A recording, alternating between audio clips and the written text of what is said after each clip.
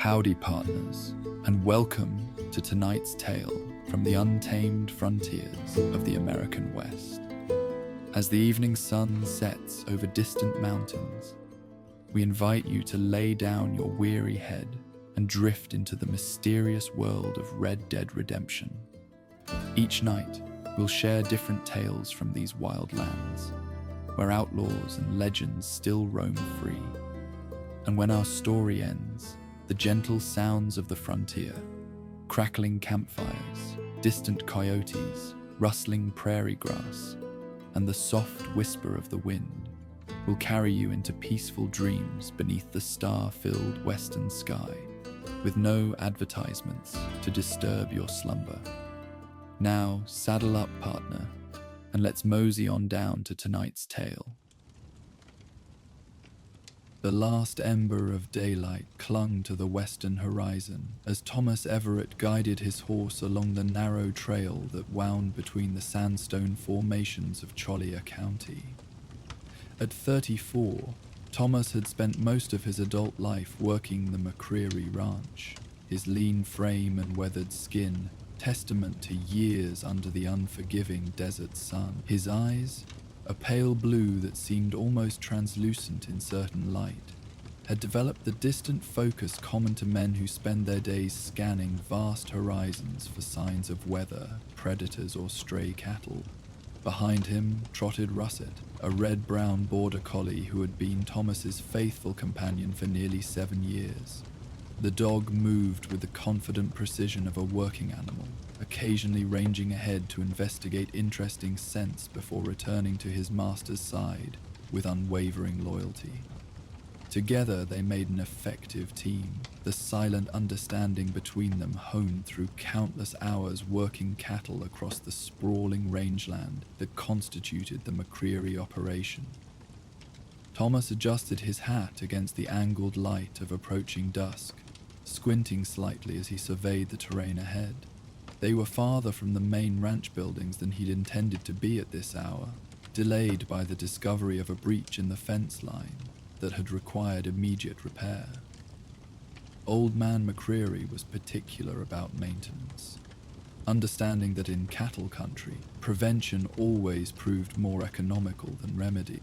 "We'll need to pick up the pace, Russet," Thomas remarked to the dog, who perked his ears at the sound of his name.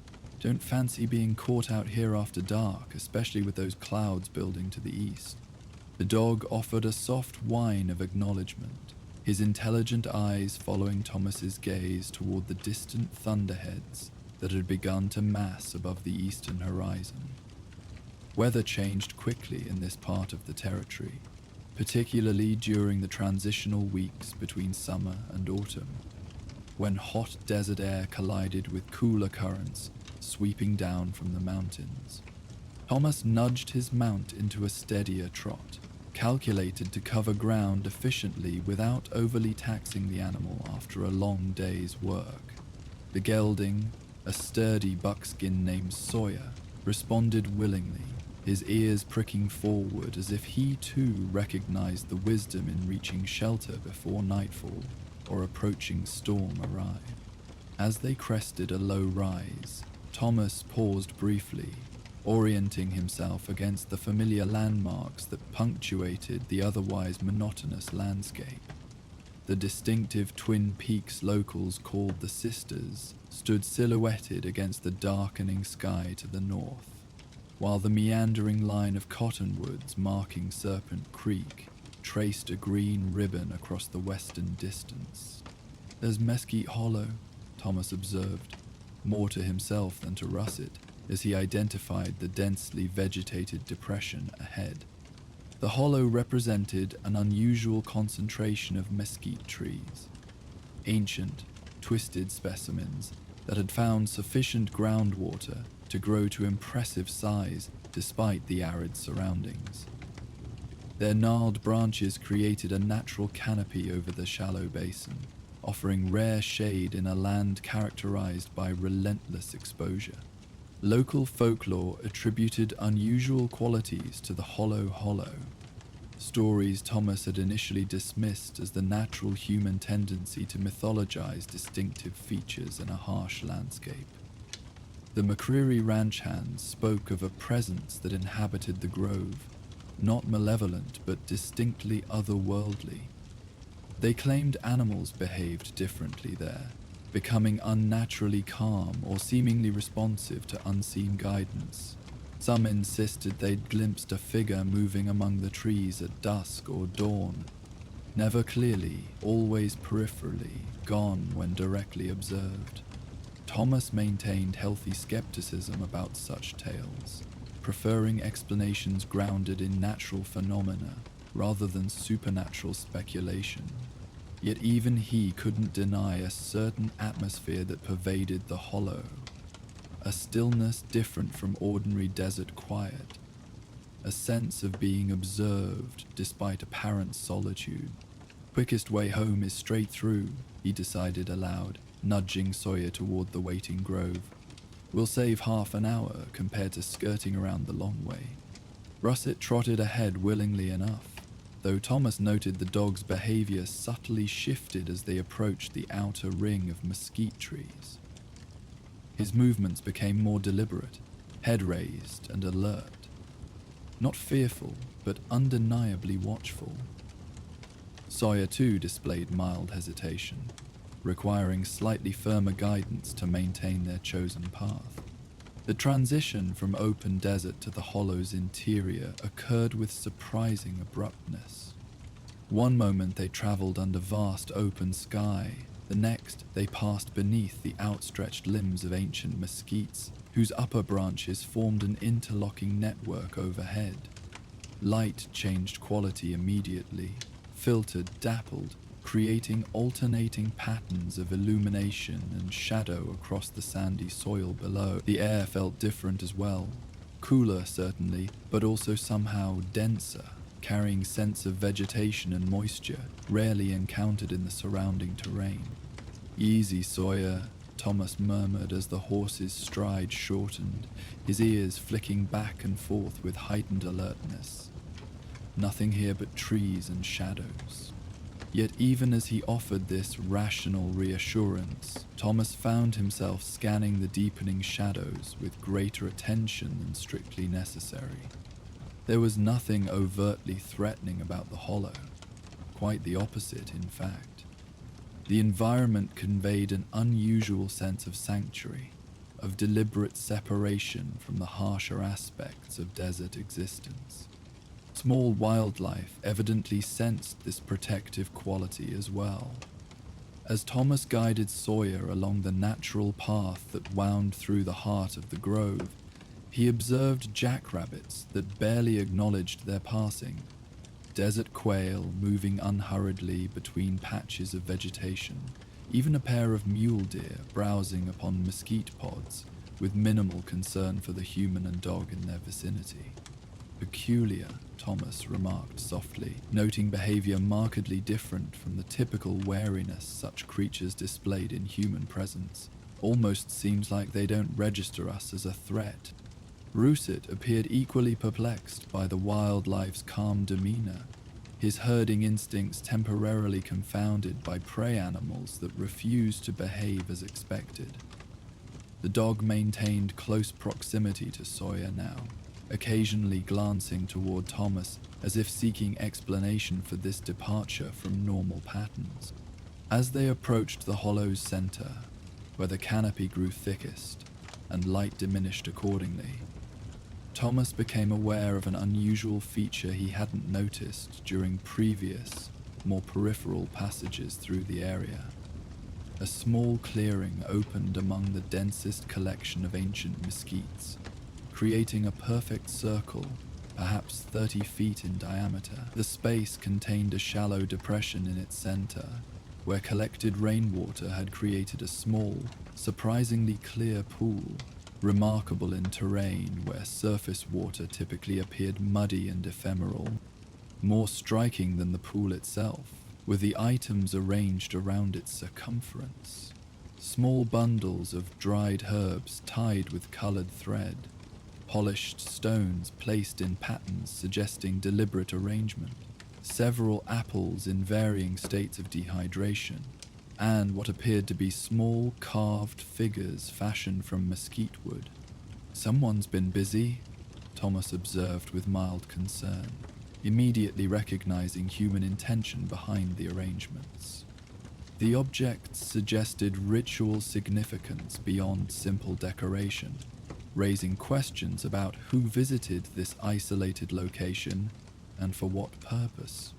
As if responding to his unspoken curiosity, Russet suddenly stiffened, his attention fixed on a point beyond the clearing where shadows gathered most densely beneath a particularly massive mesquite. Thomas followed the dog's gaze, initially seeing nothing but variegated darkness beneath the ancient tree. Then, almost imperceptibly, shadows seemed to reorganize themselves, not through obvious movement, but through subtle redistribution of darkness that gradually revealed a silhouette distinct from surrounding vegetation. Thomas instinctively reached for the revolver holstered at his hip, though he stopped short of drawing the weapon. The figure, if indeed it was a figure rather than trick of failing light, made no threatening movement, maintained no aggressive posture.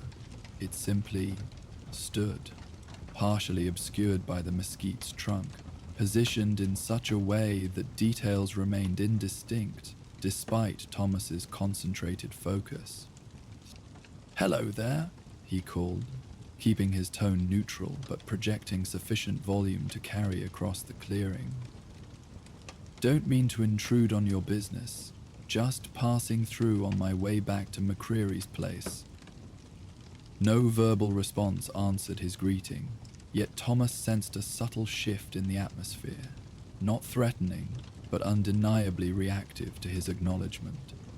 Russet whined softly, his eyes remaining fixed on the shadowed area with unusual intensity.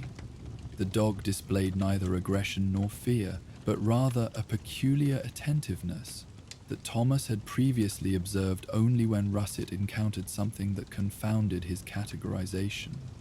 "We'll just continue on our way," Thomas decided aloud, gently nudging Sawyer forward along the path that would take them through the remainder of the hollow and back onto open rangeland beyond.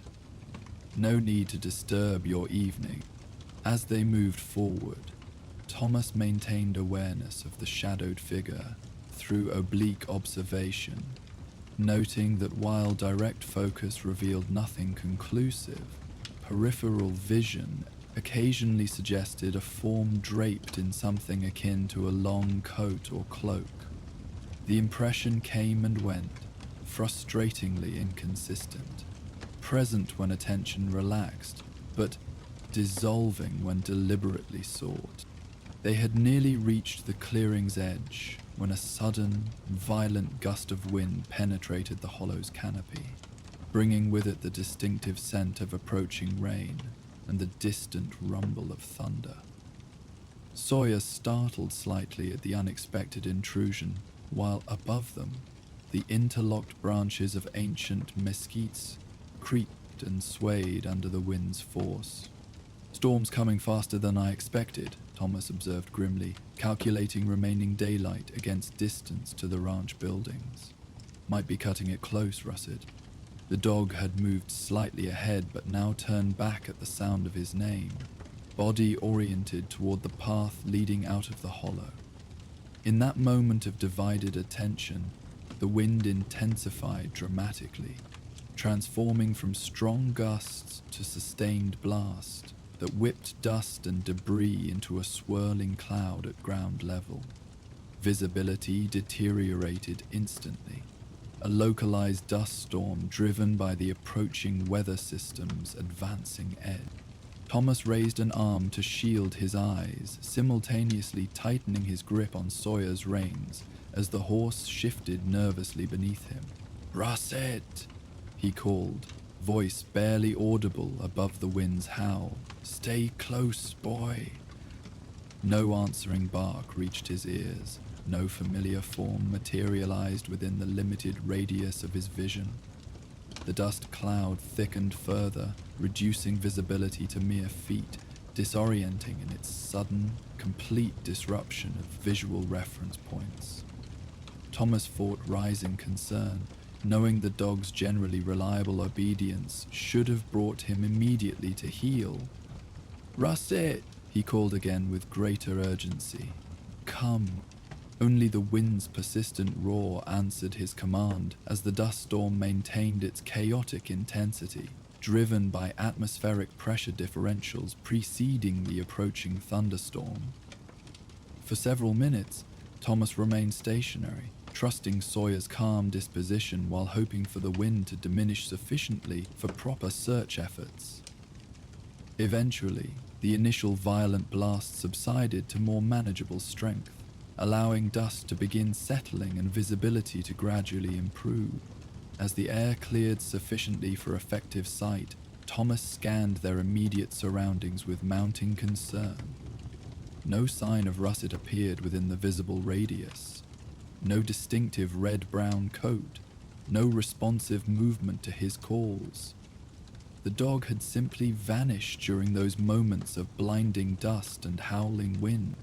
"This isn't like him," Thomas muttered, dismounting to examine the ground for tracks or indications of the dog's departure direction.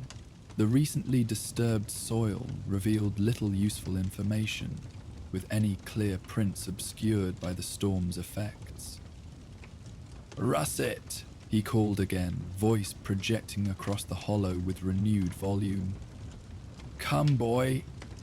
Only the hollow's unusual silence answered his call, punctuated by distant thunder that suggested the approaching storm's continued advance.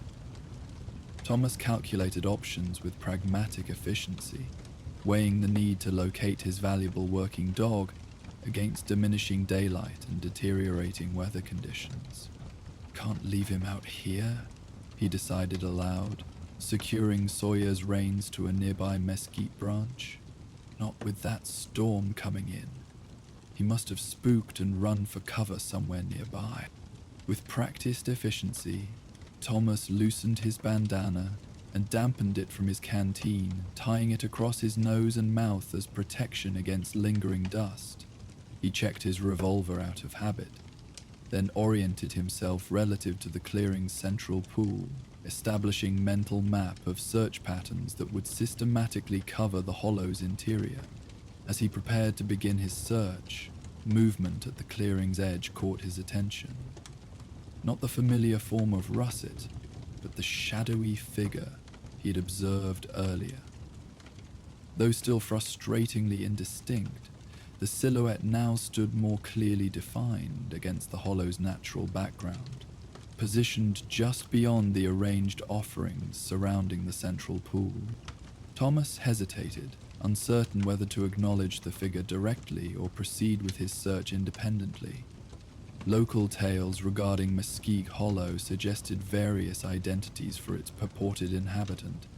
Some claimed it was the spirit of a Mexican shepherd who had died protecting his flock during a flash flood decades earlier. Others insisted it represented something older, tied to the land itself rather than any human history. The Prairie ranch hands generally avoided entering the hollow alone, particularly at transitional hours of dawn or dusk. Pragmatism ultimately overcame superstition. "I've lost my dog," Thomas stated directly, addressing the figure with respectful neutrality rather than fear or challenge. "Red-brown border collie, answers to Russet, spooked during that dust gust. Don't suppose you've seen him?" No verbal response came from the shadowy form, yet Thomas perceived subtle movement. Head slightly inclined, then deliberately turned toward the hollow's northern section. The gesture contained unmistakable purpose, despite its minimal execution, creating impression of communication through the most economical possible means. "Are you saying he went that way?" Thomas asked, indicating the northern direction with a pointing gesture of his own. Again, no words were offered, but the figure's silhouette seemed to incline forward slightly, not quite a nod, but conveying similar affirmative meaning through the barest suggested movement. Then, with fluid grace that somehow avoided triggering Thomas's perception of specific motion, the figure was simply gone, not dramatically vanishing, but transitioning from presence to absence, with such subtle progression that the exact moment of disappearance remained impossible to identify. Thomas stood momentarily frozen, processing what he'd experienced, while reconciling it against his naturally practical disposition. Whether genuine supernatural encounter or elaborate psychological projection mattered less than the immediate concern of locating Russet before full darkness and approaching storm converged on their location. North it is then, he decided, setting off in the indicated direction with a determined stride. The hollow's interior grew progressively darker as evening advanced, and cloud cover thickened overhead. Yet Thomas maintained orientation through careful attention to terrain features and periodic confirmation against distant landmarks visible through gaps in the mesquite canopy. After several minutes of steady progress through increasingly dense vegetation, Thomas detected sounds that immediately captured his complete attention. The distinctive, distressed whine of a dog in difficulty, emanating from somewhere ahead. "Russet," he called, pace quickening toward the source. "I'm coming, boy." The answering whimper guided him to a narrow ravine partially concealed by overhanging mesquite branches, a natural drainage channel that had carved itself into the hollow's northern edge. Approaching cautiously, Thomas discovered Russet positioned precariously on a narrow ledge partway down the ravine's side, evidently having slipped during the confusion of the dust storm. The dog's posture suggested potential injury, with weight distributed unevenly as he maintained balance on the restricted surface. "Easy there," Thomas soothed, assessing the situation with experienced calculation. The ravine dropped perhaps 15 feet at its deepest point, with sides steep enough to present climbing challenges for man or dog. Russet's ledge appeared approximately halfway down, too high for easy reach from below, too far to safely lift the animal without risk of falling. "Going to need some help with this," Thomas muttered, considering options. The approaching storm complicated matters, with increasing wind gusts and darkening sky suggesting limited time before conditions deteriorated further. Returning to the ranch for assistance would require at least 2 hours round trip, leaving Russet exposed to weather and potential predators, unacceptable risk for a valued working animal and companion. As Thomas contemplated this logistical challenge, skin prickled at the nape of his neck, the distinctive sensation of being observed. Turning slowly, he discovered the shadowy figure positioned several yards away, now more distinctly visible than during previous encounters, yet still maintaining frustrating resistance to detailed observation. The form appeared roughly human in proportion, though slightly taller than average, draped in what resembled a long coat or cloak that obscured specific physical characteristics. "I found him," Thomas stated unnecessarily, gesturing toward the ravine. "But I can't reach him without risking both of us going down. He's likely hurt his leg from how he's favoring it." The figure remained silent, yet conveyed unmistakable awareness and comprehension through subtle shifts in posture, attention directed first toward Thomas, then to Russet's predicament, then back to Thomas with what seemed communicative intent despite absence of conventional expression.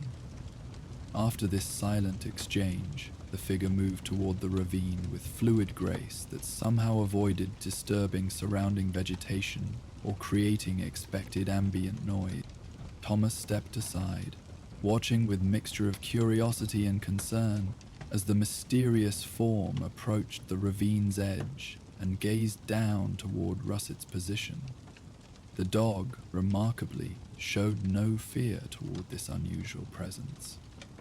Quite the opposite, in fact. Russet's demeanor shifted from distressed to attentive, ears forward, posture indicating recognition rather than alarm, despite encountering an entity that should, by all reasonable expectations, trigger wariness in an animal with well-developed protective instincts. What happened next occurred with such fluid coordination that Thomas struggled to process individual components within the seamless sequence. The figure made subtle gesturing movements, with hands concealed within voluminous sleeves, movements suggesting gentle encouragement rather than command. Russet responded with careful repositioning on his precarious ledge, appearing to follow specific guidance that somehow transcended normal limitations of cross-species communication. Then, with timing that suggested perfect calculation, the figure extended an arm downward, sleeve falling back to reveal a hand neither distinctly male nor female, neither young nor old, possessing an aesthetic quality Thomas could only register as timeless. Russet stretched upward with surprising confidence, allowing himself to be grasped securely by the scruff and partially lifted, while simultaneously finding improved footing that supported his upward scramble towards safer ground.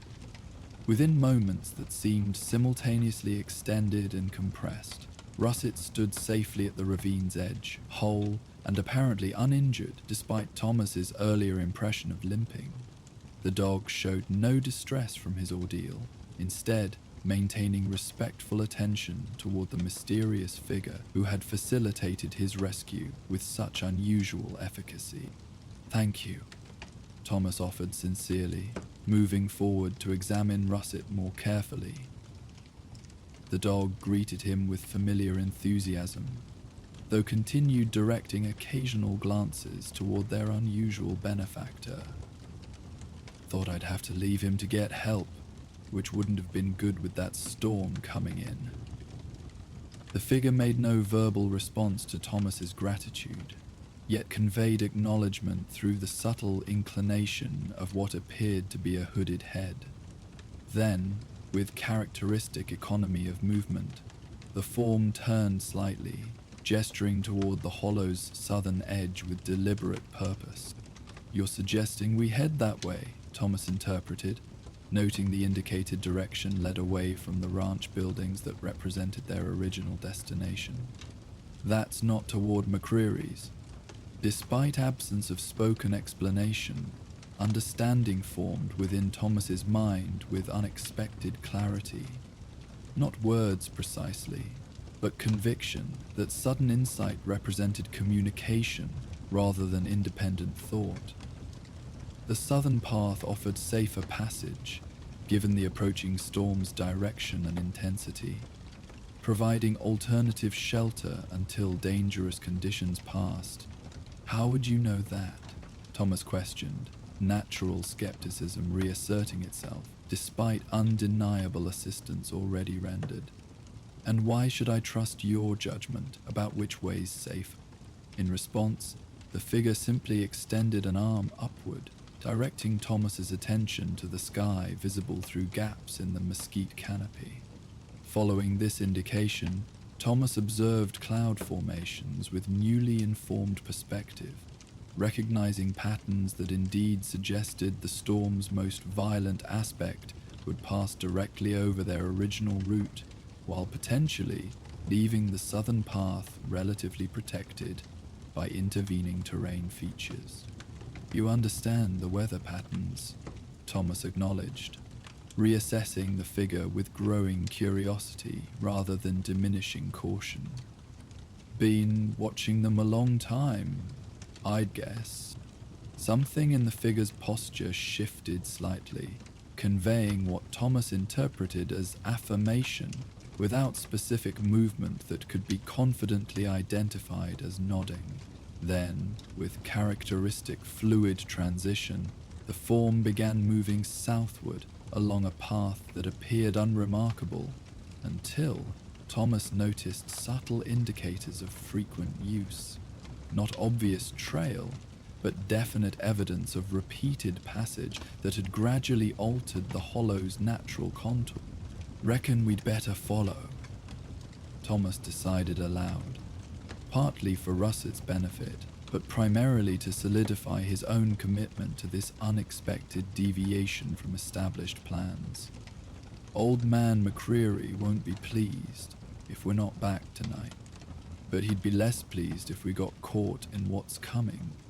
With Russet trotting close beside him, Thomas followed the mysterious figure along the subtle pathway, maintaining distance that balanced respectful cooperation against prudent caution.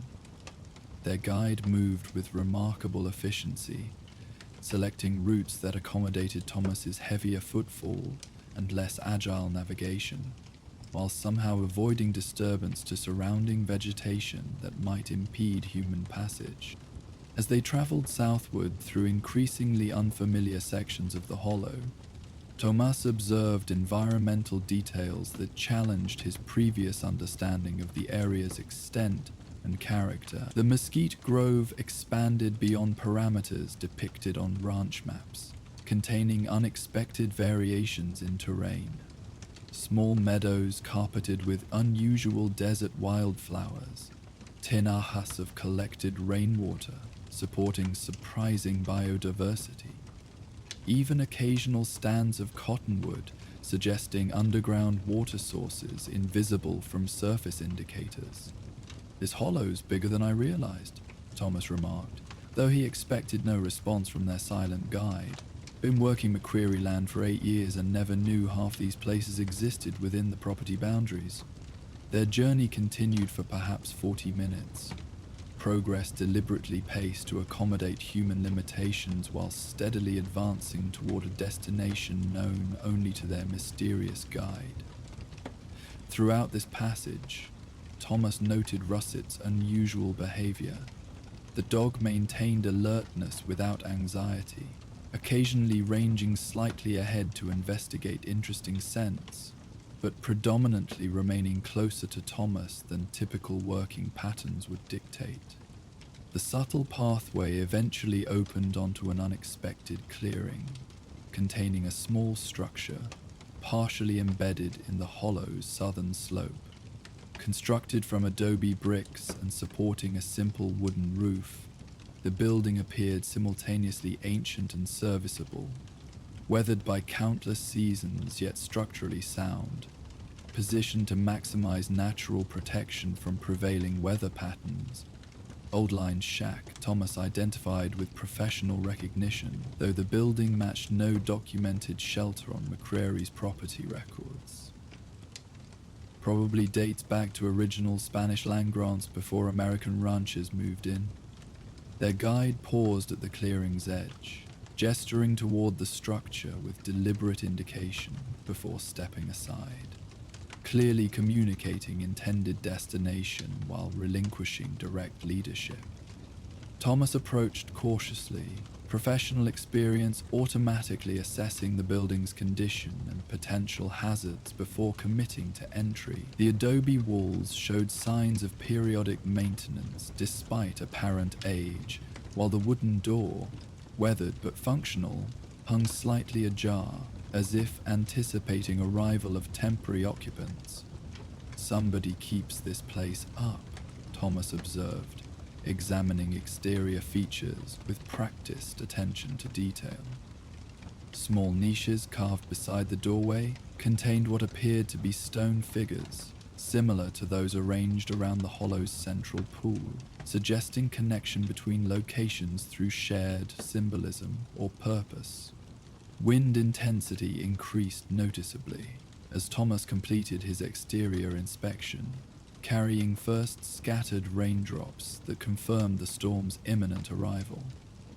"Best get inside," he decided, pushing the door further open while maintaining cautious awareness of potential wildlife that might have claimed the structure during human absence.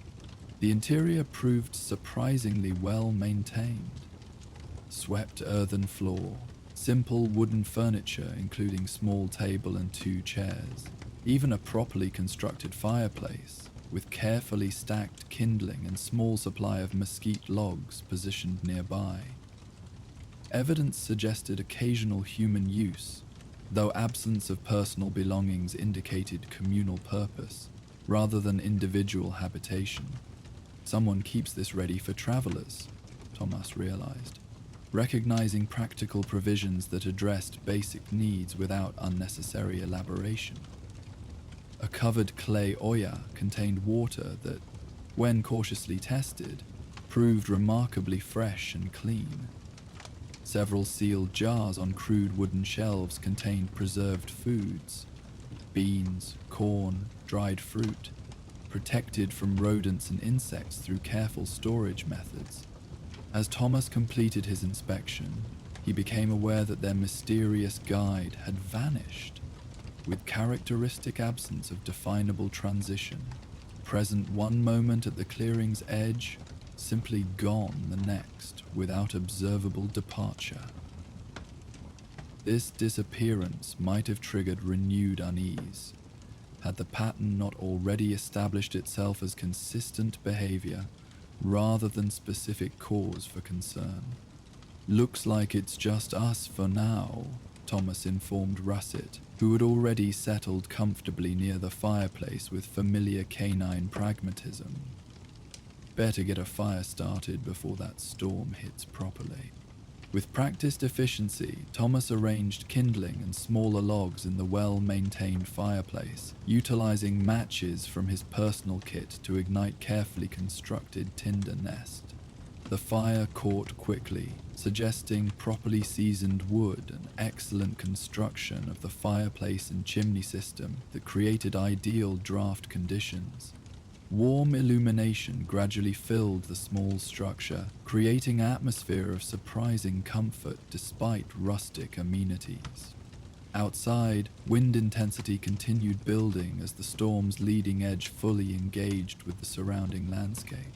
Rain began falling with increasing force, transitioning from scattered drops to steady precipitation that drummed against the roof with rhythmic persistence. Occasional thunder rumbled in the distance, suggesting electrical activity remained concentrated north of their position, confirming the mysterious guide's apparent weather prediction that had directed their alternative route.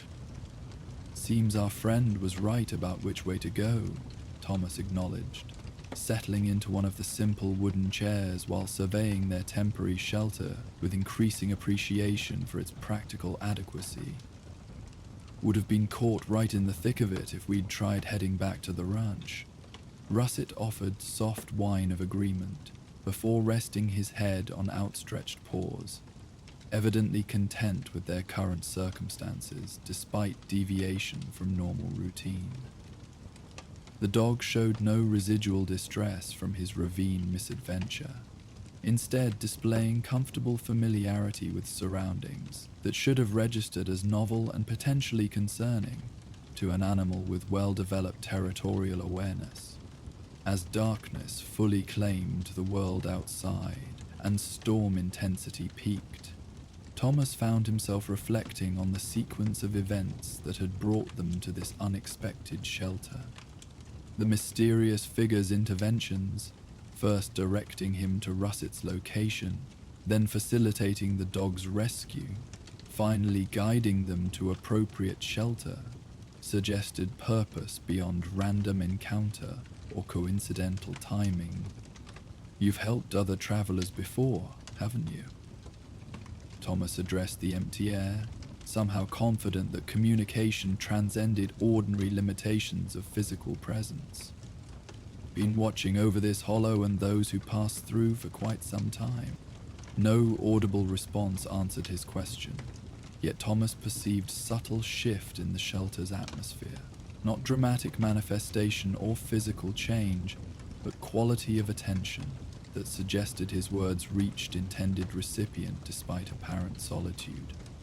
The sensation carried no threatening aspect, instead conveying impression of patient presence maintained through commitment to protective purpose, rather than any expectation of acknowledgement or gratitude. Thomas's thoughts turned to stories he'd previously dismissed as superstitious elaboration. Ranch hands claiming lost cattle mysteriously returning from the hollow's vicinity without human intervention. Injured wildlife reportedly found recovering in unusually protected locations within the grove. Even occasional accounts of travelers guided safely through dangerous weather by manifestations, visible only through peripheral vision. "The Watcher of Mesquite Hollow," he murmured, recalling designation coined by Mexican vaqueros who had worked Prairie land during previous generation. El Vigilante del Mesquite. Rain continued its steady percussion against the roof as Thomas prepared simple meal from his saddlebags, supplemented by small portion of preserved beans from the shelter's stored provisions. He shared appropriately with Russet, maintaining working partnership through familiar routines despite unusual surroundings. The fire burned with remarkable efficiency, providing necessary warmth against desert nights' cooling temperatures, without excessive smoke or maintenance requirements. As evening deepened toward midnight, Thomas arranged his saddle as makeshift pillow and stretched out on the swept earthen floor near the fire's residual warmth. Russet settled comfortably alongside with customary proximity, both man and dog adapting to circumstances with pragmatic acceptance, characteristic of lives shaped by frontier conditions, where flexibility often determines survival. "Quite an evening, boy," Thomas remarked quietly, reaching to scratch behind Russet's ears with habitual affection. "Not what we planned, but could have gone much worse without some unexpected help." Sleep approached with surprising ease, given unfamiliar surroundings, suggesting deeper sense of security than rational assessment might support. As consciousness gradually receded, Thomas retained vague awareness of continued protective presence, not intrusive observation, but vigilant guardianship maintained with patient dedication beyond ordinary human constancy. His last coherent thought acknowledged debt unlikely to be repaid through conventional means. "Thank you," directed not toward physical location or visible recipient, but toward the hollow itself and whatever entity had claimed stewardship of its unique sanctuary within harsh surrounding terrain. Morning arrived with characteristic southwestern clarity, sunlight filtering through the shelter's single window to create geometric patterns across the earthen floor. Thomas woke feeling remarkably refreshed, transition from sleep to wakefulness occurring with unusual smoothness, despite rustic accommodations. Russet too appeared well rested, greeting the new day with canine enthusiasm that suggested complete recovery from previous day's misadventure. Outside, the storm had fully passed, leaving behind a temporarily transformed landscape where desert vegetation glistened with moisture soon to be reclaimed by persistent sun and dry air. The sky presented perfect azure emptiness, cleansed of both clouds and dust by night's precipitation, creating visibility that extended horizons to seemingly infinite distance. "Best be heading back," Thomas decided after a brief assessment of conditions. "Old man McCreary will be wondering what happened to us, though he'll understand taking shelter from a blow like that one." They departed the adobe shelter with appropriate care, banking remaining fire embers, returning unused provisions to proper storage, leaving the structure prepared for future travelers who might require its protection. Thomas oriented himself using distant landmarks now clearly visible in morning light, calculating most efficient route back to ranch headquarters with practiced navigational skill. Their return journey through Mesquite Hollow proceeded efficiently, landscape transformed by overnight rain, yet fundamentally unchanged in essential character. The ancient mesquites appeared somehow satisfied, their leaves washed clean of accumulated dust, their shallow root systems temporarily sated with moisture to sustain them through coming weeks of dry conditions. Thomas maintained awareness of potential reappearance by their mysterious benefactor, though no definite manifestation occurred during daylight passage. Yet subtle indications suggested continued presence beyond ordinary perception, wildlife behavior displaying unusual coordination, occasional peripheral impressions of movement without confirmable source, even momentary sense that seemed inappropriate to natural surroundings, yet vanished before conscious identification. As they approached the hollow's northern edge where transition to open rangeland would occur, Thomas intentionally paused at the central clearing containing the small pool and arranged offerings. The water level had risen noticeably following overnight rain, while the ceremonial items remained undisturbed despite storm intensity that should logically have scattered lightweight objects. After brief consideration, Denescio Tomas removed his bandana and placed it carefully among the existing offerings.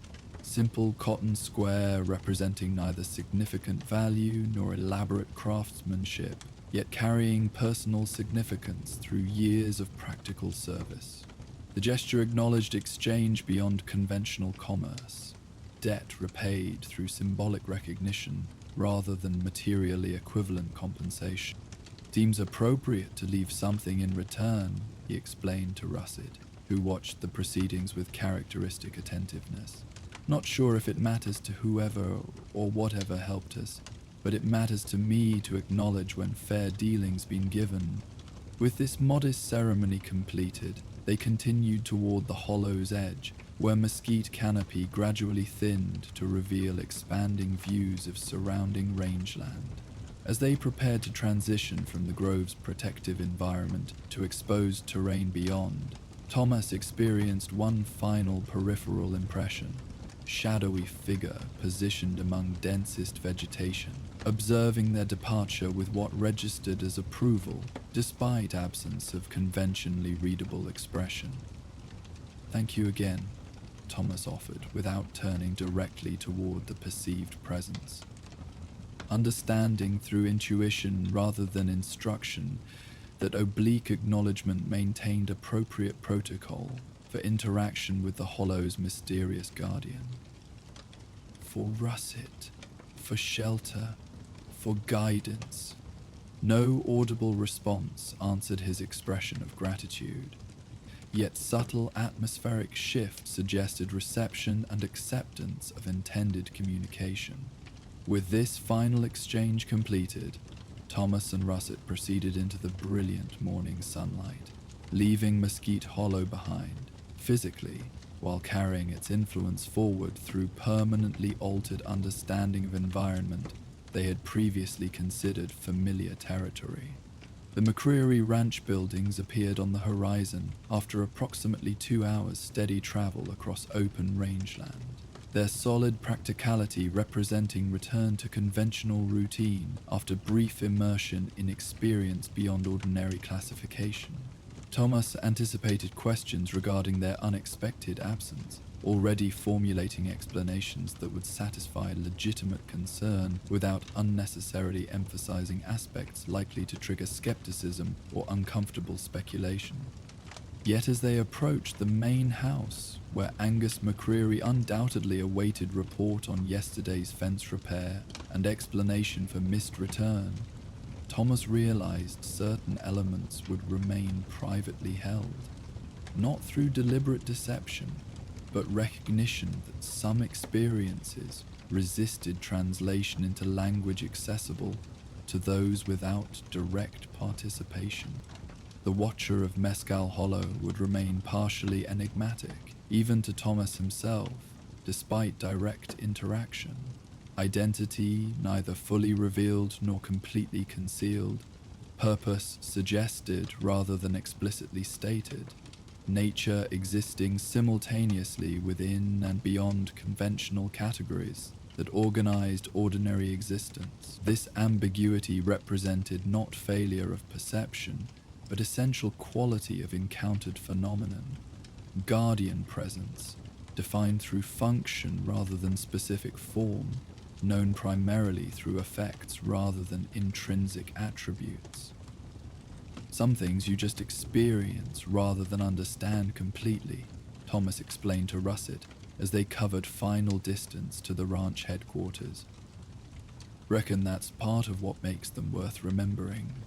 The dog offered soft whine that suggested agreement despite species limitations regarding abstract concepts, his practical nature already transitioning toward familiar routines of ranch life, while retaining subtle indication that recent experiences had expanded his awareness, just as they had altered his human companion's perspective. Together they returned to established patterns, carrying forward subtle transformation that would influence future engagement with both Hollow and surrounding territory. Attention permanently calibrated to peripheral possibilities previously overlooked.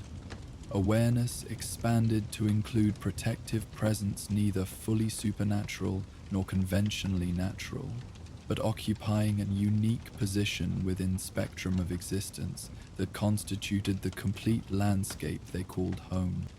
Behind them, Mesquite Hollow maintained its ancient rhythms, mesquite trees filtering sunlight through patterns established across centuries, small pool reflecting sky with temporary clarity, soon to be modified by natural processes, arranged offerings acknowledging exchange beyond commercial transaction. And moving among these elements with patient dedication, the Watcher continued, vigilant stewardship, guiding when guidance served necessary purpose, intervening when intervention prevented unnecessary suffering, maintaining sanctuary where temporary refuge might be required during inevitable transitions between seemingly stable conditions. Some claimed the figure represented displaced human spirit, finding purpose beyond physical existence. Others insisted it embodied the land's consciousness, focused through specific location where conditions supported unusual manifestation. Most simply accepted its presence without excessive speculation, recognizing practical benefits of protective influence without demanding explanatory framework that might diminish rather than enhance relationships established through direct experience. For Thomas Everett, working ranch hand with practical disposition and limited inclination toward supernatural contemplation, the experience catalyzed subtle yet permanent reorganization of fundamental assumptions.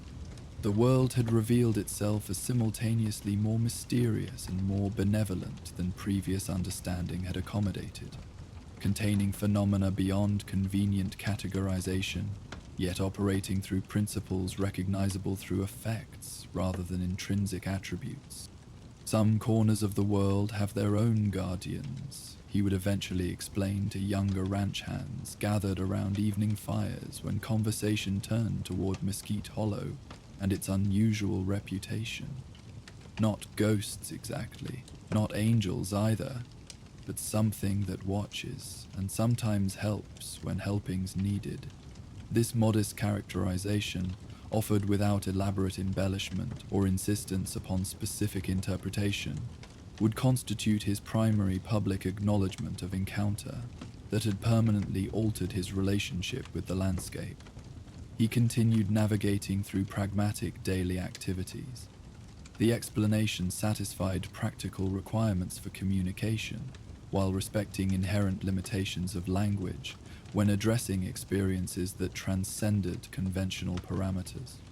And occasionally, during subsequent years, when duties brought him near Mesquite Hollow around transitional hours of dawn or dusk, Thomas would deliberately leave small tokens of acknowledgement at the central clearing, practical items representing appreciation rather than supplication, maintaining relationship established through mutual recognition rather than hierarchical deference.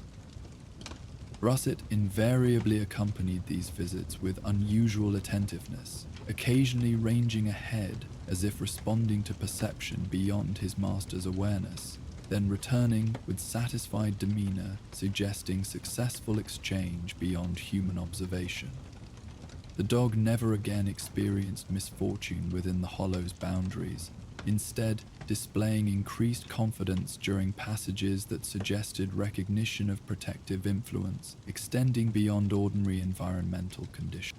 Together, man and dog continued their working partnership across changing seasons, maintaining practical engagement with ranch responsibilities, while carrying forward subtle transformation initiated through encounter with presence that existed simultaneously within and beyond conventional reality. Guardian spirit embodying ancient relationship between human passage and enduring landscape, watching over forgotten corners where transient lives occasionally required guidance when established patterns temporarily failed to provide necessary support. In Mesquite Hollow, the ancient mesquites continued filtering harsh sunlight into gentler illumination, creating sanctuary where both wildlife and occasional human travelers found temporary refuge within otherwise unforgiving terrain. And moving among twisted trunks with patient dedication, the Watcher maintained vigilant stewardship, presence known primarily through effects rather than direct observation, yet undeniably real within expanded understanding that accommodated mysteries beyond complete explanation, while recognizing benefits beyond coincidental occurrence. Some stories resisted definitive conclusion, instead continuing through subtle influence upon those who experienced direct encounter, lives externally unchanged while internally reorganized around expanded awareness of possibilities existing beyond previously established boundaries. The Watcher of Mesquite Hollow represented such ongoing narrative, documented primarily through effects rather than explicit description, known through experience rather than explanation. For Thomas Everett, this represented sufficient understanding, practical benefits acknowledged without excessive elaboration, mysterious presence respected without unnecessary intrusion, relationship maintained through appropriate exchange rather than presumptuous familiarity. The world contained more than conventional categories, accommodated, yet operated through recognizable patterns that rewarded attentive observation and respectful engagement. Some things you understand through experience rather than explanation remained his primary characterization when pressed for details regarding the Hollow's reputation. And some places have their watchers, whether we notice them or not. This modest summation, offered without embellishment or insistence, contained essential wisdom derived from encounter that had expanded awareness while respecting inherent limitations of human perception when addressing phenomena that transcended ordinary classification. The Watcher of Mesquite Hollow continued vigilant stewardship without requiring recognition or understanding, embodying relationship between human passage and enduring landscape that predated current occupants and would likely continue beyond their eventual departure. Thomas carried this awareness forward through subsequent years, perception permanently calibrated to possibilities previously overlooked, attention, including peripheral dimensions, formerly dismissed as irrelevant imagination. The world had revealed itself as simultaneously more mysterious and more benevolent than previous understanding had accommodated, containing phenomena beyond convenient categorization, yet operating through principles recognizable through patient observation and respectful engagement. And occasionally, when duties brought him near the Hollow, around transitional hours when boundaries between ordinary and extraordinary temporarily softened, Thomas would glimpse familiar silhouette among ancient mesquites, neither fully revealed nor completely concealed, identity maintained through function rather than specific form, purpose embodied through consistent actions rather than explicit declaration.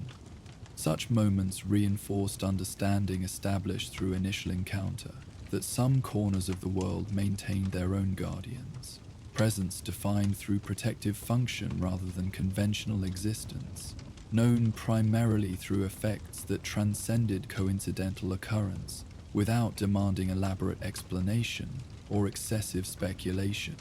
The practical man navigating practical world, this represented sufficient understanding, mystery acknowledged without unnecessary elaboration, beneficial presence respected without intrusive curiosity, relationship maintained through appropriate exchange rather than presumptuous familiarity.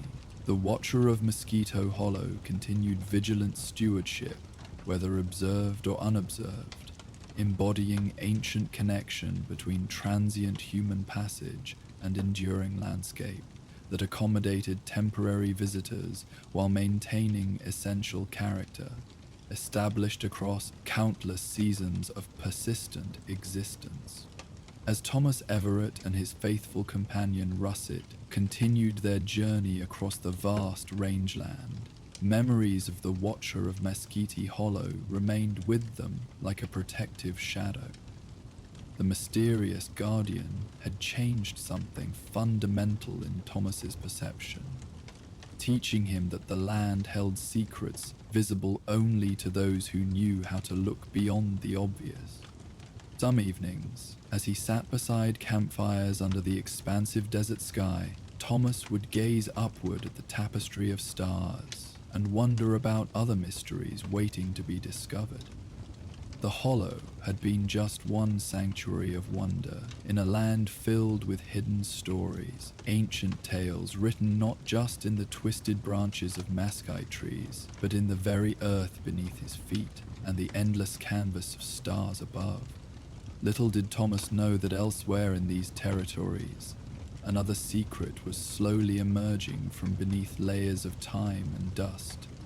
A different kind of watcher had left their mark, not in the form of a guardian presence, but as a carefully crafted map of the heavens, etched into stone by hands that had turned to dust centuries ago. This story, like many in the desert, waited patiently for someone to uncover its mystery. For while the Watcher of Mesquite Hollow guarded lost travelers and animals with silent vigilance, the star map beneath the dust held different secrets. Celestial knowledge, preserved from a time when people looked to the stars not just for navigation, but for meaning and connection to something greater than themselves. The desert keeps its secrets well, revealing them only to those with the patience to listen, the wisdom to observe, and the courage to follow where unseen paths might lead. Evening settled over Adobe Bend with the gentle patience of dust finding its resting place. Professor Thomas Whitaker adjusted his spectacles and gazed across the sprawling expanse of the arroyo that curved like a sleeping serpent beneath the New Austin sky. The day's heat still radiated from the parched earth, though the air had begun to cool as the sun relinquished its claim on the horizon. Thomas had arrived 3 days prior, his wagon laden with astronomical equipment, a brass telescope of considerable size, star charts carefully preserved between wooden boards, notebooks filled with meticulous observations, and the various instruments of a man who had devoted his life to studying the heavens. At 58, Thomas carried himself with the quiet dignity of someone who had found his purpose early and pursued it without wavering. Silver threaded through his once dark hair, and the lines etched around his eyes spoke of countless nights spent gazing upward, squinting against the darkness to discern patterns among the stars. His hands, steady despite the advancing years, were those of a scholar, the fingertips slightly stained with ink, the palms bearing calluses not from physical labor, but from the constant grip of pen and telescope adjustments. Adobe Bend existed as little more than a pause along the trail, a collection of structures that had grown organically where the old trading route crossed what had once been a river. Now, the riverbed lay dry most months of the year, running with water only during the brief, violent rains that occasionally swept through the territory. The settlement consisted of a general store that doubled as a post office, a modest saloon that served more as a gathering place than a den of iniquity, a livery stable, and a scattering of homes built from a combination of adobe, salvaged wood, and stubborn hope. Thomas had selected this location after corresponding with the region's territorial surveyor, who had mentioned the unusual clarity of the night skies and the relative absence of dust storms during this season. With the Leonid meteor shower approaching, Thomas had packed his equipment and traveled westward, anticipating several weeks of uninterrupted observation far from the growing light pollution of larger settlements. He had established his camp on a gentle rise overlooking the arroyo, positioning his tent and equipment to take advantage of the natural windbreak provided by a formation of weather-smoothed boulders. The location offered both protection and perspective, a quality Thomas had sought throughout his life in matters beyond astronomy as well. "Evening, Professor," called a voice from the path leading up from the settlement. "Thought you might appreciate some fresh cornbread with your supper tonight." Tomas turned to see Maria Valdez approaching, a covered basket in her arms. At 73, Maria moved with the deliberate grace of someone who had learned that hurrying rarely improved outcomes. As the owner of Adobe Ben's general store and its unofficial historian, she had taken an immediate interest in Tomas's arrival and his astronomical pursuits. "Mrs. Valdez, your kindness continues to overwhelm me," Thomas replied, setting aside the journal where he had been noting the day's observations. "I fear I've done nothing to deserve such generosity." Maria's laugh carried the warm depth of someone who had found much to appreciate in a life that had not always been gentle. "Nonsense. You've brought excitement to our little settlement. Everyone's talking about the Starman and his magnificent telescope." She placed the basket on the small folding table beside his equipment. "Besides, Daniel Miller says you showed him Jupiter's moons last night. The boy hasn't stopped talking about it since." Thomas smiled at the memory of the young ranch hand's astonishment as he had peered through the telescope's eyepiece. Curious minds deserve encouragement, regardless of age or circumstance. Daniel asked thoughtful questions, the kind that suggest he's been wondering about the sky for some time. "This land does that to people," Maria said, gesturing toward the vast expanse surrounding them. "Makes them look up and wonder. The old ones knew that better than most." She paused, her gaze drifting toward the arroyo below. "Have you ventured down into the riverbed yet, Professor?" Thomas shook his head. "I've been primarily focused on preparing for the meteor shower. The riverbed hasn't factored into my observations." Maria's expression took on a quality that suggested she possessed knowledge worth sharing. "You might find it worth your while to explore down there, especially as the light fades.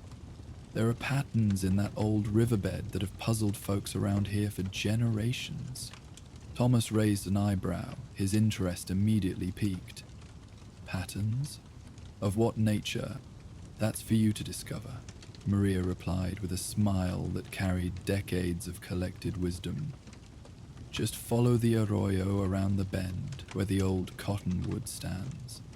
The one struck by lightning some years back but still clings to life. About 100 yards beyond, you'll find a section where the riverbed widens. That's where you'll want to look."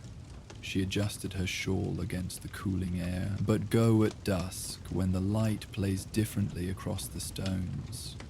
With that cryptic suggestion, Maria bid him good evening and began her descent back toward the settlement, leaving Thomas with fresh cornbread, cooling coffee, and a newly awakened curiosity about what might lie in the ancient riverbed below his camp. As the sun continued its descent, painting the western sky in deepening hues of amber and crimson. Thomas found his attention repeatedly drawn to the arroyo. Maria Valdez did not strike him as someone given to fanciful notions or exaggeration. If she suggested the riverbed contained something worth investigating, he was inclined to believe her. Finishing his coffee and securing his equipment against the evening breeze, Thomas decided to follow Maria's suggestion. He gathered a small lantern, his notebook, and a walking stick that had accompanied him on expeditions across 3 continents. The descent into the arroyo was gradual, but required attention to footing, as loose stones occasionally shifted beneath his boots. The riverbed itself stretched approximately 30 yards across at this point, a testimony to the significant flow that had once carved this channel through the landscape. Now it lay mostly dry, its surface a complex mosaic of smooth stones, scattered driftwood preserved by the arid climate, and patches of compacted sand. The last rainfall had been weeks earlier, leaving only the faintest traces of moisture in the deepest sections of the channel. Thomas proceeded along the arroyo, noting how the quality of light changed as the sun disappeared completely behind the western ridge. The blended twilight created an unusual illumination. Neither the harsh clarity of day nor the concealing shadows of true night, but rather a liminal glow that seemed to reveal the landscape differently. Ahead, he could see the lightning-struck cottonwood Maria had mentioned, its silhouette distinctive against the darkening sky. One side of the massive tree remained bare, scorched by its celestial encounter, while the other continued to produce leaves that rustled softly in the evening breeze. Passing the ancient tree, Thomas continued another 100 yards as instructed. Here, the arroyo widened considerably into a natural amphitheater of sorts, the banks rising higher on either side while the riverbed expanded to nearly 60 yards across. He paused, surveying the area carefully, uncertain what precisely he was meant to observe. Initially, nothing appeared unusual. Simply more stones, sand, and the occasional piece of sun-bleached wood. But as the first stars began to appear overhead and the quality of light shifted once more, Thomas noticed something extraordinary beginning to reveal itself across the riverbed. Patterns were emerging among the stones. Not random arrangements, but deliberate placements that seemed to grow more distinct as the daylight faded completely. The smooth river rocks, varying in size and subtle colorations, had been positioned in configurations that struck Thomas with immediate, visceral recognition. "Constellations," he whispered, his voice barely audible even to himself. Moving forward slowly, careful now of where he placed his feet, Thomas approached the nearest pattern. 7 stones of varying sizes arranged in a configuration instantly familiar to any astronomer. The Pleiades, the 7 sisters. The positioning wasn't merely suggestive, it was precise, with the stones arranged in exact proportional distances to represent the stars' positions relative to one another. Thomas's heart quickened as he raised his gaze and scanned the riverbed more comprehensively. Across the expanse of sand and stone, dozens of constellations had been recreated on the ground. Orion with its distinctive belt and sword, the great square of Pegasus, the sinuous curve of Draco, the perfect bowl of the Big Dipper with its pointer stars accurately aligned. He moved among them with growing wonder, his lantern now lit but held low to preserve the interplay of starlight and stone. The precision was astonishing. Whoever had created this terrestrial star map had possessed not only knowledge of the night sky, but the mathematical understanding to translate celestial positions to ground-level representation while maintaining accurate scaling.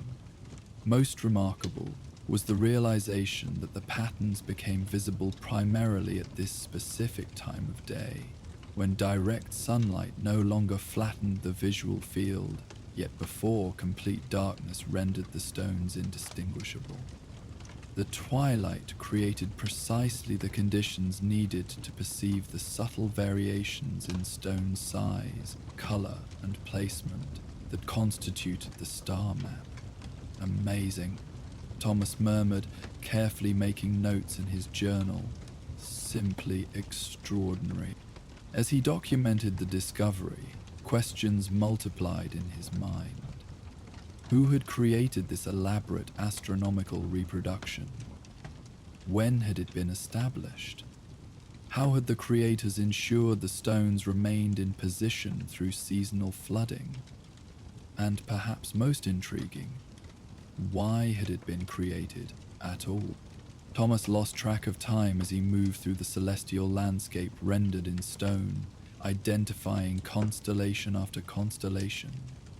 The precision suggested recent work, yet some of the stones appeared to have rested in their positions for considerable time, partially embedded in the riverbed as if placed there generations ago. The sound of approaching footsteps eventually drew Thomas from his absorption. Turning, he raised his lantern to illuminate a man making his way carefully down the arroyo bank. He appeared to be in his early 30s, dressed in the practical clothing of a rancher, denim, leather, and cotton, worn smooth through daily use. A wide-brimmed hat shadowed his features until he stepped closer, revealing a face weathered by sun and wind, but still youthful in its expression. "Evening," the man called. "Mrs. Valdez mentioned you might be down here. Thought I'd see if you found what she sent you looking for." He extended a hand. "James Turner. My family runs the Broken Wheel Ranch just north of here." Thomas introduced himself, still holding his journal in one hand. "I must say, Mr. Turner, I've discovered something quite remarkable. Are you familiar with these stone patterns?" The rancher nodded, surveying the riverbed with the comfortable familiarity of someone who had known the landscape since childhood. "Been here as long as I can remember. Used to play among them as a boy, hopping from Orion to the Big Dipper, making up stories about walking among the stars." He smiled at the memory. "Never thought much about who put them here or why. Just part of the land, like the mesas and canyons." "The precision is extraordinary," Thomas said, gesturing toward the stone configurations surrounding them. "These aren't merely suggestive shapes. They're astronomically accurate representations, properly scaled and oriented. Creating this would have required considerable knowledge and dedication." James considered this, removing his hat briefly to run a hand through sunlight and hair. "My grandfather used to tell stories about the old Pueblo people who lived in these parts, long before any of our families arrived. Said they were great watchers of the sky, that they built their sacred structures to align with solstices and such." He replaced his hat, adjusting it thoughtfully. "Never put it together that these stones might be connected to all that." "It's a remarkable possibility," Thomas agreed. "Though the preservation of such precise positioning over centuries would be unusual, especially in an active riverbed." James gestured toward the surrounding banks. "This section rarely sees strong flow anymore. When the rains come, water tends to find a channel along the southern edge, leaving this wider part relatively undisturbed. Still, you're right. It's strange they've stayed so well arranged." As they conversed, Thomas noticed additional patterns becoming visible as true night descended and starlight strengthened overhead. Most fascinating was the realization that the ground-based constellations now appeared to mirror their celestial counterparts above, as if the riverbed had become a reflection of the heavens. "It's like the land remembers the sky," James observed quietly, following Thomas's gaze upward, then back to the stones at their feet. Makes a man feel small but connected all at once, doesn't it? The observation carried a depth that resonated with Thomas's own response to the discovery. Before he could reply, another voice joined their conversation from the arroyo's edge. The old ones said the stars wrote their stories twice, once above for the gods to read, and once below for the people to remember. Thomas and James turned to see an elderly man carefully making his way down the bank, supported by a gnarled walking stick of mesquite wood. Despite his evident age, perhaps well into his 80s, he moved with determined dignity, his dark eyes bright and alert in a face mapped with deep lines that spoke of both laughter and hardship.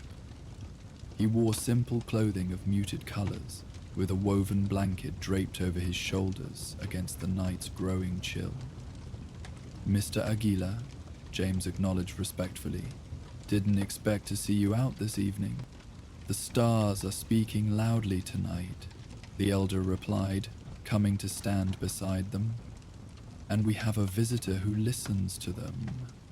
He extended a weathered hand to Thomas. "Miguel Aguila.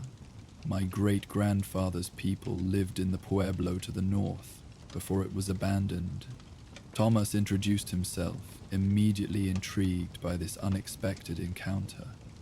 "Mr. Aguila, I've just discovered these remarkable stone constellations. Mr. Turner mentioned they might be connected to the Pueblo people who once inhabited this region." Miguel surveyed the stone patterns with the measured gaze of someone revisiting familiar territory. "My grandfather brought me here when I was young, just as his grandfather brought him. He said our ancestors placed the first stones, though many generations have tended them since." He pointed with his walking stick toward a particularly intricate pattern. "Some constellations have been added over time. That one, the eagle, was placed by Spanish missionaries who came through these lands. They saw their own stories in the sky and added them to the map. So this has been maintained across cultures, across centuries?" Thomas asked, astounded by the implication. Miguel nodded. "The star map has many authors, Professor. The people of the Pueblo began it, placing stones to mirror the sky pictures that guided their planting seasons and ceremonies. When they departed, driven by drought or conflict, the stories differ. Others who came to this land discovered the patterns and understood their meaning. Some added their own star stories. Some simply maintained what was already here." Thomas marveled at the concept. A collaborative astronomical record spanning generations and cultures, preserved through the simple medium of carefully placed stones. But why here, in a riverbed? Wouldn't there have been concern about flooding disturbing the patterns? "The old stories say the riverbed was chosen purposefully," Miguel replied, easing himself down to sit on a large boulder at the edge of the stone constellations. "Water comes and goes, sometimes changing what people have built, sometimes revealing what was hidden. The changing nature of the riverbed was seen as appropriate for stark knowledge, which itself changes with seasons and generations." James nodded thoughtfully. "I remember particularly heavy rains about 10 years back that shifted some of these patterns. Folk from town came out afterward to restore them, moving stones back to their proper places. Wasn't organized exactly, just people remembering how they were supposed to look and fixing what had been disturbed." "A communal memory," Thomas said, grasping the profound implications. "Knowledge preserved not in a single mind or document, but distributed among many observers who each carry a piece of the whole."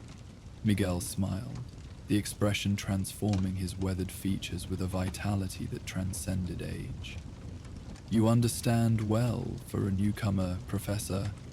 This map has endured because it belongs to no one, and everyone. Each generation adds their understanding while preserving what came before. The three men fell silent for a moment, each contemplating the star map from their own perspective. Miguel with the deep connection of ancestral knowledge, James with the familiarity of childhood memory, and Thomas with the fresh wonder of discovery. Above them, the night sky deepened to full darkness, revealing more stars with each passing minute. Below, the stone constellations seemed to gather definition in the starlight, as if responding to their celestial counterpart. "There's a story my grandfather told," Miguel continued eventually, his voice taking on the rhythmic quality of practiced oral tradition. He said that when the first people were learning to understand the world, they noticed that patterns in the sky changed with the seasons, marking time and guiding their movements. They wanted to remember these patterns, to teach them to their children, but had no written language to record them. Thomas and James settled on nearby rocks, instinctively adopting the posture of attentive listeners as Miguel's story unfolded, against the backdrop of actual stars and their stone reflections. A wise woman of the tribe suggested they create a map on the ground, using stones to mark where important stars appeared. They chose the riverbed because its smooth stones had been shaped by water, just as their understanding had been shaped by time. They worked together, placing each stone with care, teaching their children the names and stories of each pattern as they worked. Miguel gestured toward the intricate patterns surrounding them. When they finished, something unexpected happened. As they gathered in the riverbed at dusk to admire their work, the first stars appeared above them. And for the first time, the people fully understood their place in creation. They stood between two skies, one above of untouchable light, one below of solid stone. They realized they themselves were the connection between these worlds, the living bridge that gave meaning to both pattern. Thomas found himself deeply moved by the narrative and its philosophical implications.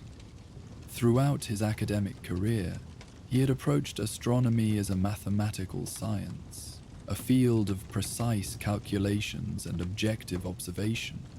Yet here, rendered in river stones and oral tradition, was a profoundly human dimension to Stark acknowledge, one that connected observation with meaning, pattern with purpose.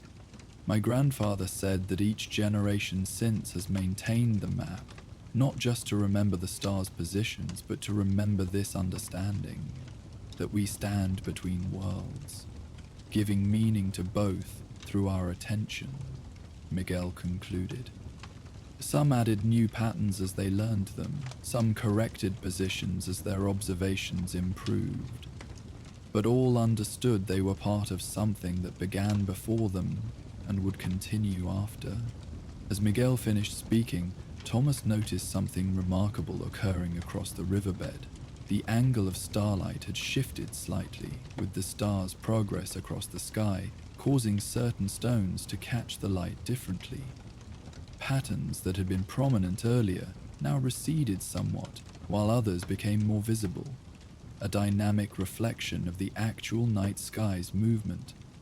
"It changes throughout the night," James observed, noticing Thomas's fascination. Different constellations seem to wake up as the hours pass. If you stayed until dawn, you'd see the morning constellations brighten just before the sun washes them away. "Ingenious," Thomas breathed. The creators incorporated not just the spatial arrangements of stars, but their temporal progression as well. It's a four-dimensional astronomical model rendered in the simplest possible medium. Miguel nodded, pleased by Tomas's understanding. The old ones knew that time and space danced together. This map breathes with the night, telling different stories as the hours pass. As they continued their conversation, Thomas learned more about the history of the star map. and the community that had preserved it. According to Miguel, periodic gatherings still occurred several times yearly, particularly around solstices and equinoxes, when people from surrounding settlements would visit the riverbed at twilight. Some came to maintain the stone arrangements, others simply to walk among the constellations and remember their connection to something larger than individual lives or concerns. Young people from the ranches and town learn the star patterns here before they ever identify them in the sky, Miguel explained. They step from stone to stone, reciting the names and stories, understanding the shapes with their bodies before seeing them with their eyes. James confirmed this with a smile. That's how I learned them. My father would bring me here on clear evenings, having me stand on one stone constellation while pointing to its counterpart above. The ground remembers what the sky reveals, he'd always say. As the night deepened around them, Thomas found himself experiencing a profound shift in perspective.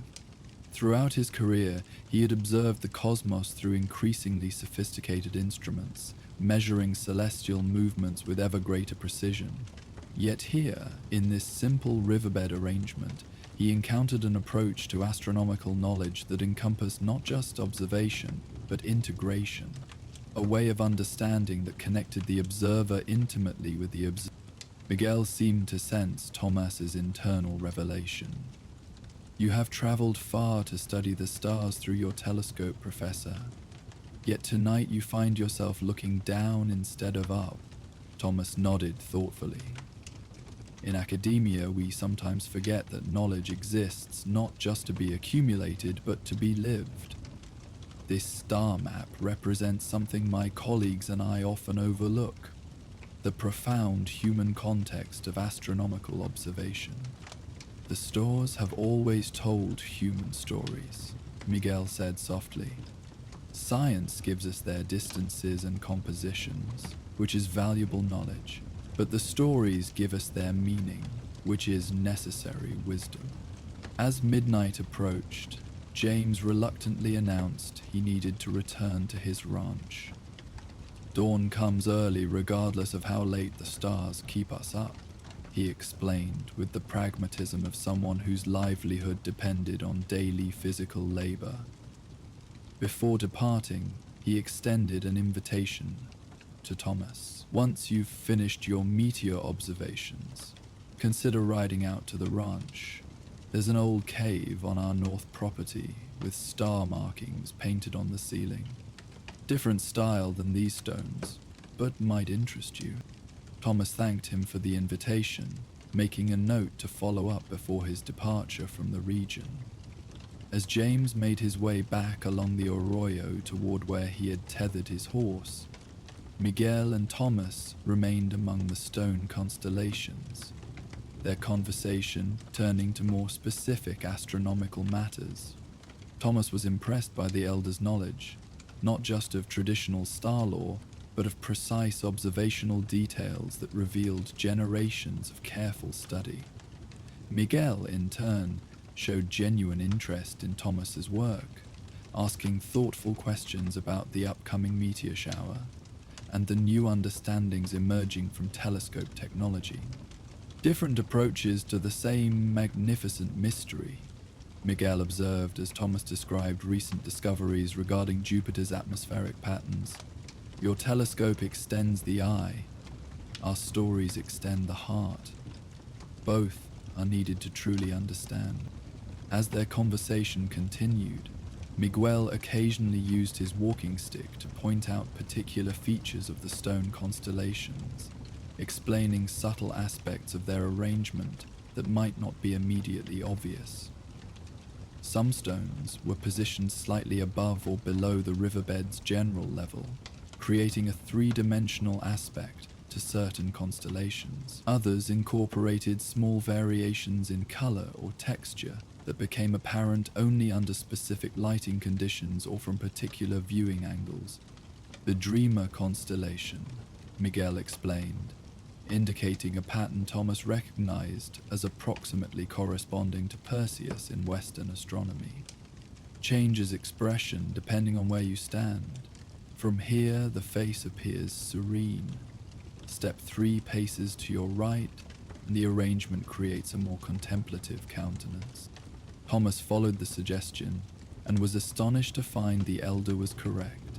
The subtle shift in perspective altered the apparent relationships between the stones, creating the distinct impression of a changed expression in the constellation's humanoid form. "Remarkable," Thomas murmured. "Multiple layers of meaning, encoded through viewpoint-dependent perception." As the night deepened toward its middle hours, Miguel finally rose from his seated position, using his walking stick for support. "I must return to my home, Professor. These old bones require more rest than they once did." He gestured toward the stone constellations surrounding them. "But you are welcome to remain as long as you wish. The stars will continue their conversation with the stones, whether we witness it or not." Thomas thanked him sincerely for the insights shared. "You've opened my eyes to an entirely different dimension of astronomical observation, Mr. Aguila. I'm deeply grateful." Miguel smiled, the expression visible even in the limited light. "Perhaps tomorrow evening you might bring your telescope down to the riverbed. I would be honored to view Jupiter through your instrument, and you might find it interesting to observe the heavens while standing among their earthly reflections." The suggestion immediately appealed to Thomas. "An excellent proposal. I shall make the necessary arrangements." After Miguel departed, making his way slowly but steadily back toward Adobe Bend, Tomas remained in the riverbed, moving carefully among the stone constellations. He continued documenting the arrangements in his journal, sketching the most intricate patterns and noting their correspondence to known stellar configurations. As the night progressed, he observed the phenomenon James had mentioned. Different constellations becoming more or less prominent as the angle of starlight shifted with the Earth's rotation. The dynamic nature of the display continued to astonish him, revealing new layers of sophistication in what had initially appeared to be a static arrangement. Thomas lost track of time as he explored the star map, his scientific mind engaging fully with this unexpected discovery, while simultaneously experiencing a profound emotional response to its beauty and significance. Here was astronomy as both science and poetry, observation and participation, analysis and wonder. The dichotomies that often separated these approaches dissolved in the simple eloquence of carefully placed stones. Eventually, the practical considerations of his original research purpose drew Tomas back to his camp. The Leonid meteor shower would reach its peak the following night, requiring proper rest and equipment preparation. With reluctance, he departed the riverbed, already anticipating his return with the telescope as Miguel had suggested. The following day passed in productive preparation. Tomas cleaned and calibrated his observational instruments, prepared fresh notebooks for recording meteor paths and frequencies, and adjusted his camp layout to accommodate optimal viewing conditions. Throughout these familiar activities, however, his thoughts repeatedly returned to the stone constellations and their implications for his understanding of astronomical knowledge. By late afternoon, Tomas had completed his preparations and secured assistance from the livery stable to transport his telescope down to the riverbed. The instrument, while not the largest he had used in professional observatories, was still substantial, requiring careful handling as it was moved from the camp to the site of the stone constellations. As evening approached, Tomas found himself joined not only by Miguel, as arranged, but by several other residents of Adobe Bend and surrounding ranches, who had heard about the visiting astronomer's plans for the night's observation.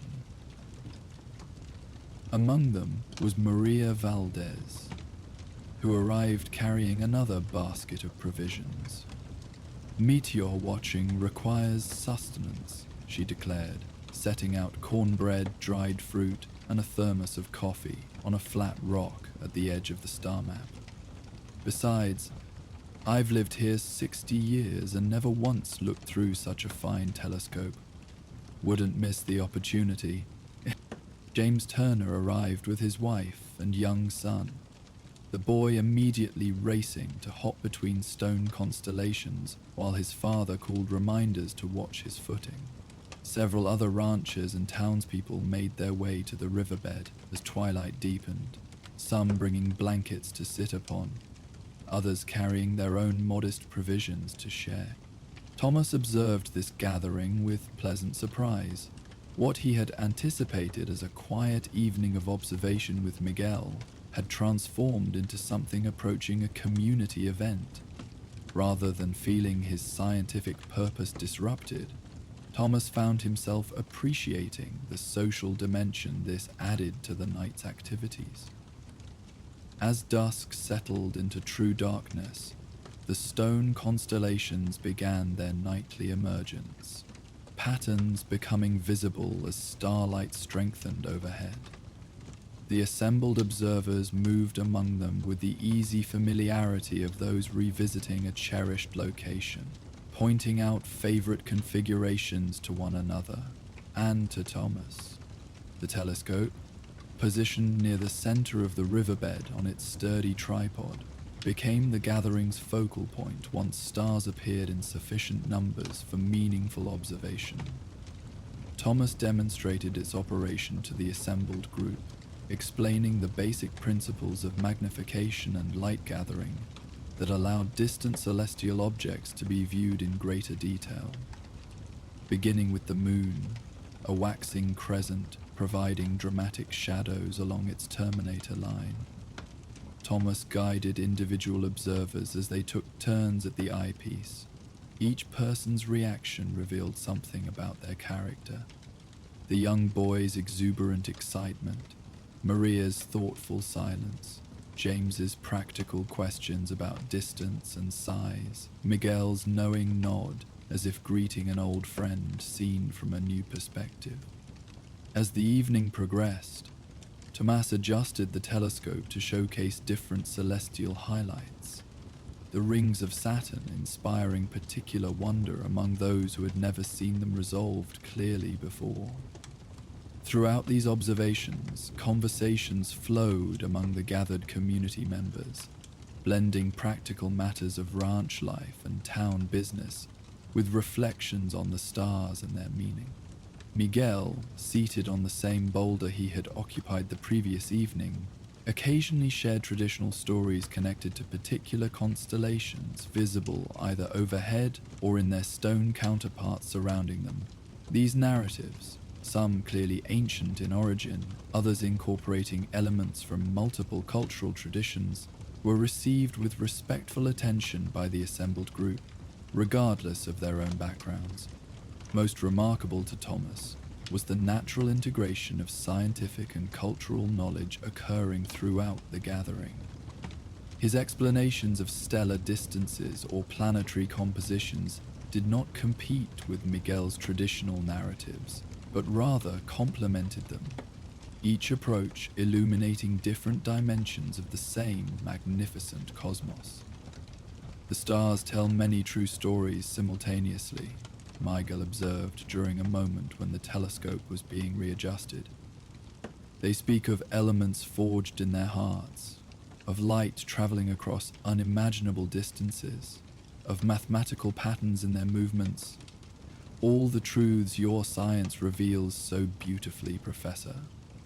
He gestured toward the stone constellations surrounding them. D-My also speak of human hopes and fears, of our ancestors' efforts to navigate both land and life, of our persistent desire to find meaning in what we observe, the truths preserved in story and symbol. Around midnight, the first meteors of the Leonid shower began to streak across the sky, eliciting murmurs of appreciation from the gathered observers.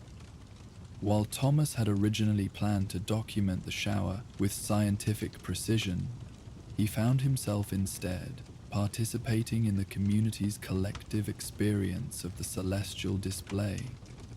As brilliant streaks of light momentarily outshone the steadier stars, Thomas noticed something extraordinary occurring in the riverbed.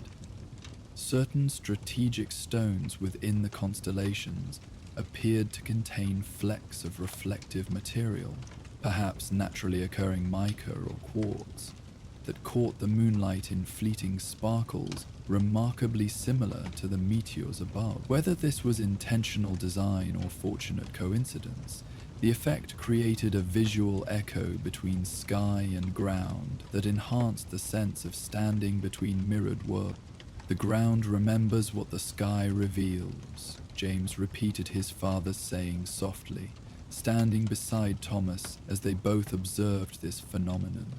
As the meteor shower intensified, conversation gradually diminished, replaced by comfortable silence broken only by occasional expressions of wonder at particularly bright or colorful streaks across the heavens.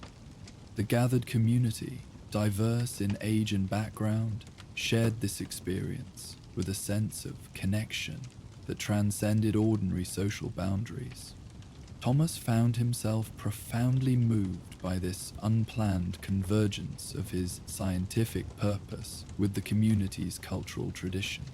Throughout his career, he had often conducted observations in isolation or exclusively among fellow astronomers, the pursuit of knowledge separated from its broader human context. Here, in this ancient riverbed with its stone reflections of the sky, he experienced astronomy as an inherently communal endeavor.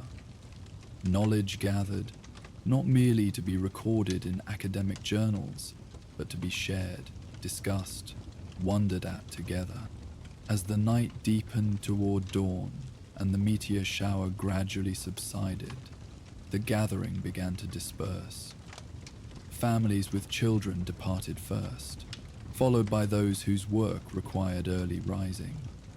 Eventually, only Tomas, Miguel, and Maria remained, seated at the edge of the stone constellations as the eastern sky began to lighten imperceptibly. For someone who came to observe the heavens, you've spent considerable time looking at the ground these past 2 nights, Maria observed with gentle humor. Tomas smiled, acknowledging the truth in her observation.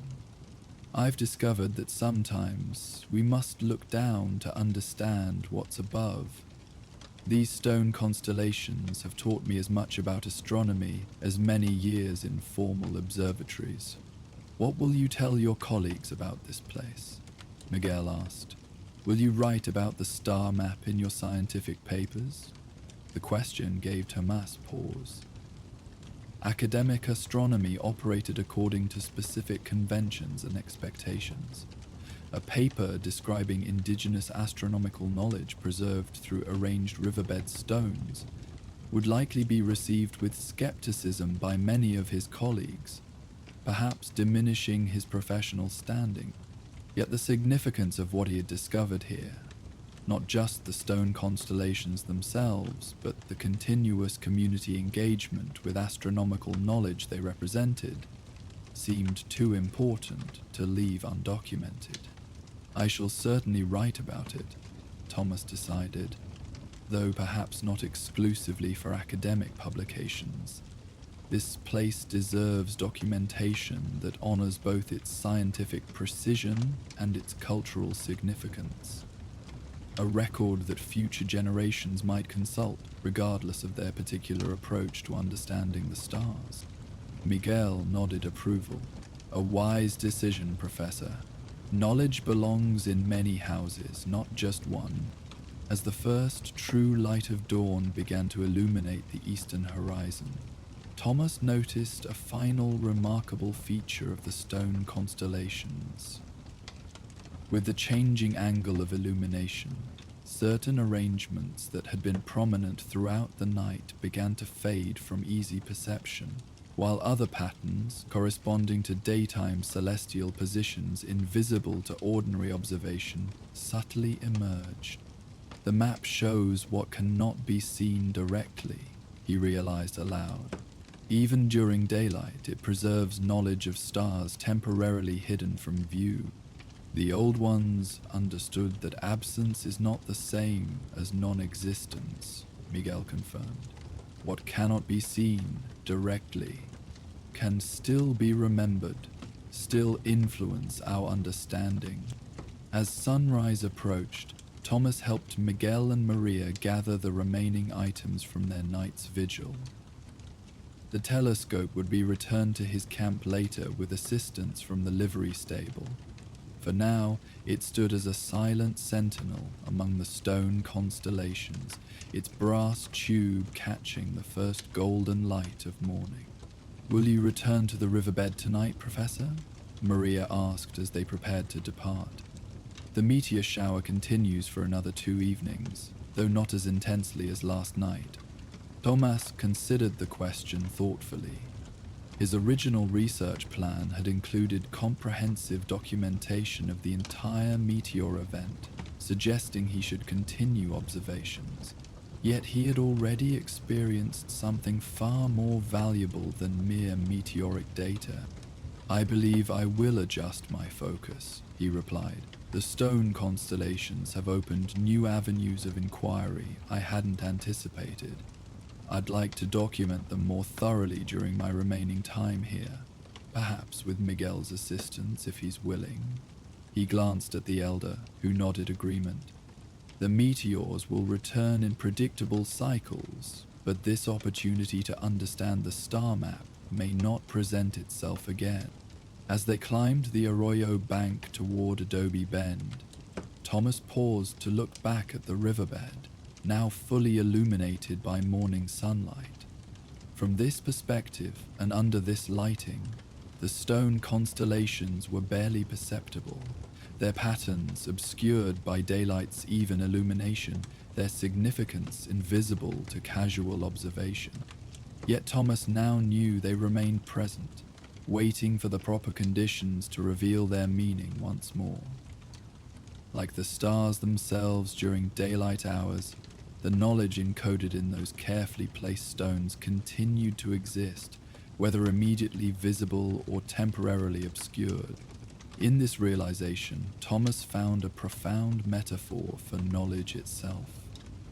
Not a static acquisition, but a dynamic relationship between observer and observed, dependent on perspective, illumination, and the willingness to perceive patterns that might not be immediately obvious.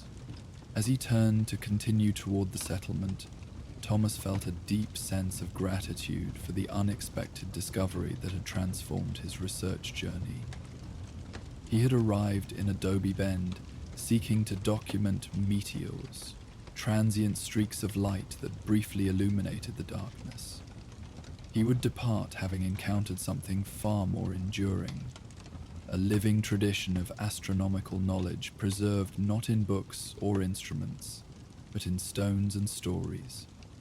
In community memory and shared wonder, the star map beneath the dust had revealed to him a different kind of constellation, one formed not of distant suns, but of human connections across time and culture, linked by our persistent desire to understand the heavens and our place beneath them.